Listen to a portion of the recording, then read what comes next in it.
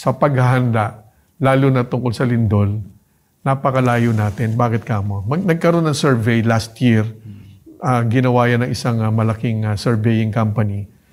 Tinanong dyan sa ating mga kababayan, ano ba yung 10 pinakamahalaga sa kanila na kanilang iniintindi?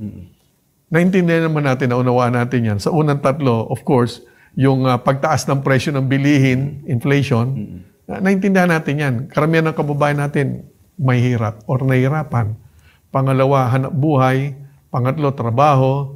Sa bandang gitna, krimen, peace and order, kasama ng West Philippine Sea. Bandang dulo lang, 9 and 10, ang epekto, ang kanilang pag-iisip o yung kanilang pagpapahalaga sa epekto ng climate change at sa kalamidad. So, ibig sabihin yan, sa trabaho namin, nakikipag-agawan kami sa atensyon ng ating mga kababayan na sila mismo ang delikado. Yun ang pinakamalaking pagsubok. Tawagin na natin frustration kasi ginagawa na po nating lahat para sa ating mga kababayan. Subalit hindi naman ito ganun ka-importante doon sa maaaring maging biktima. So, ang hirap nung pakikipag-agawan na atensyon. Kaya nga, sa larangan na yan, napakalaking tulong talaga yung kasamaan sa media, pagtulong-tulungan to, at yung mga nasa academic community. At least masimulan doon sa mga captured audience sila, mga estudyante, lalong-lalo na nasa elementary, kung paano natin mabibigyan ng tamang importansya o pagpapahalaga yung paghahanda dito sa mga kalamidad na taon-taon naman nangyayari sa atin.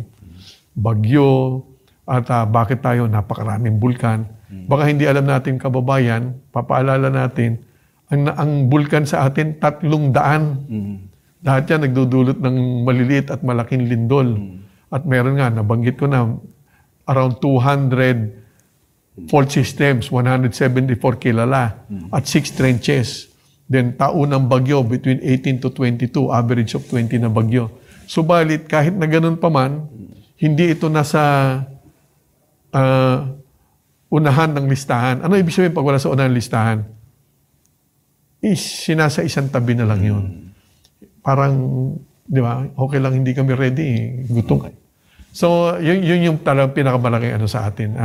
Gustong-gusto namin talagang makatulong paano maligtas lahat. Subalit, nakikipag-agawan tayo sa atensyon